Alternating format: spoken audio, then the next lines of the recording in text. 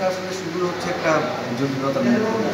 সেই জায়গায় আমরা দেখেছি গত মৌসুম থেকে আপনার কোচিংয়ে ভালো করেছে। এইবার আপনার তাদেরকে নিচ্ছেন, তাদের উপর কতটা আস্থা রাখছেন? আমরা গত মোবাইল টিমটা এবং আমাদের রেজাল্টের ধারাবাহিকতা আমরা রাখার চেষ্টা করব এবং আমাদের টিমটা তাদের পয়েন্ট কালেকশন আমাদের আমাদের টার্গেট ভালো করা যায় এবছর চাইতো আগামী বছরে আল্লাহ ভাই সরাসরি বিষয় হলো আপনাদের গতবারে রানার্স আপ ভালো করার মধ্যে চ্যাম্পিয়নের কথা স্পষ্ট বলা যায় কিনা? চ্যাম্পিয়ন হওয়ার জন্য টিম বানাচ্ছে মোবাইলটা ভাই চ্যাম্পিয়ন তো এরা ভাগ্যের উপর নির্ভর করে। আমরা চেষ্টা করবো, সর্বোচ্চ চেষ্টা করবো। আমাদের যে টিম আছে আমরা বলতে পারছি না চ্যাম্পিয়ন হবো, বাট আমাদের টার্গেট আছে। সেই জায়গায় আসলে আস্থাটা ফুটবলারদের উপর রাখছেন। আমরা যেহেতু গত বছর টিমটা আমরা ধরে গেছি, সেই টিমটা পরিষ্কার উপরে ডিপেন্ড করে সংস্থা আমাদের টিমটা দেখে। পুরনো ফুটবলার রেখেছেন, কতজন নতুন ইনক্লুড করেছেন, ইনক্লুডিং ফরেনার? আচ্ছা, আমি একটু এটার সাথে অ্যাড করি। আপনার সিগনিফিক্যান্ট কোনো স্ট্রেংথ, টিমের যে স্ট্রেংথ, নতুন কোনো প্লেয়ার নিয়েছেন যেটা ম্যাটার করে? বলতে যদি স্টার কোনো প্লেয়ার আমরা নিয়েছি, আমার কাছে মনে হচ্ছে যে স্টপার ব্যাক আমি রাখি নিয়েছি, লেফট ব্যাক দীপু আছে, প্লেয়ার আছে, রহিম আছে, লাবণী রহিম, এবং আমাদের আসলে মূল স্ট্রেংথই ফরেন প্লেয়ার। আচ্ছা, তো এই যে তিন চারটা টিম যে হচ্ছে না শেষ পর্যন্ত শোনা যাচ্ছে, ওইখান থেকে কিছু কি আপনারা? হ্যাঁ, আমরা ওইখান থেকে 5 জনের মতো প্লেয়ার নিয়েছি। আমার টোটাল প্লেয়ার 37 জন। একটু আমরা অফিসিয়ালদের কাছে লাস্ট একটা প্রশ্ন করতে হ্যাঁ, এবার চট্টগ্রাম আবাহনী, তারপর শেখ জামাল, শেখ রাসেল খেলছে না, আমরা যেটুকু জানতে পারলাম। আবাহনী নিয়ে একটা এখনো জটিলতা রয়েছে। 4টা বড় বড় দল যদি এবার টিমে না খেলে, লিগে না খেলে, তাহলে সেটা আসলে আপনাদের কতটুকু হেল্প করবে? প্রতিদ্বন্দ্বিতার ক্ষেত্রে বসুন্ধরা ছাড়া তার কেউ নেই এই মুহূর্তে, আর ফুটবলের জন্য কতটুকু আপনার কাছে মনে হয় এটা একটা?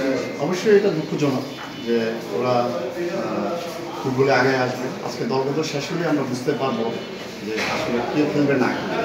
অলরেডি আমরা শুনেছি যে অনেক কম জমা দিয়েছি আগে। হ্যাঁ, এখন যদি না আসে সেটা হবে ফুটবলের জন্য দুর্ঘটনা।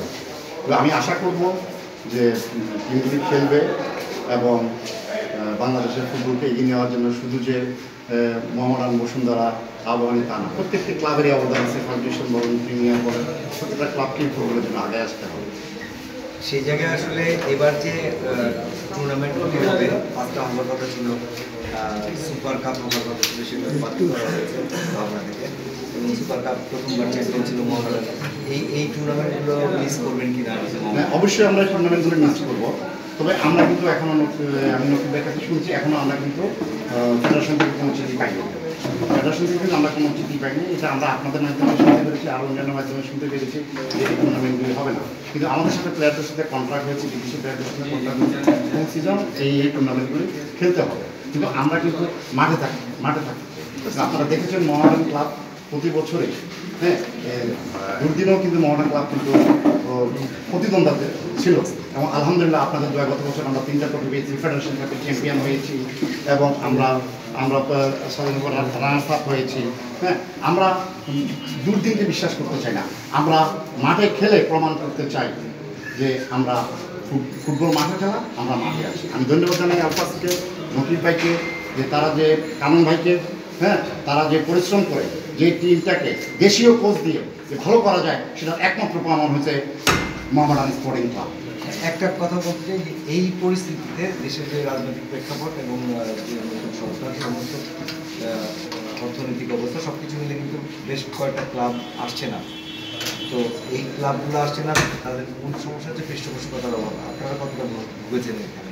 না, আমরা যে সবসময় প্রত্যেকটা ক্লাবের পৃষ্ঠপোষকতা কিন্তু প্রোগ্রাম থাকে, আমাদের ক্লাবও ছিল, আছে। তবে আমাদের মোহামেডান ক্লাবে দুর্দিনে যাদের কথা না বললে হয়, ইঞ্জিনিয়ার গোলাম মোহাম্মদ আলমগীর, উনি আমাদের দুর্দিনে মোহামেডান ক্লাবকে যে হাল ধরেছেন, এবং প্রেসিডেন্ট সাবেক জেনারেল মবিন স্যার, ওনারা যেভাবে হাল ধরেছেন, আমরা ওনাদের কাছে কৃতজ্ঞ।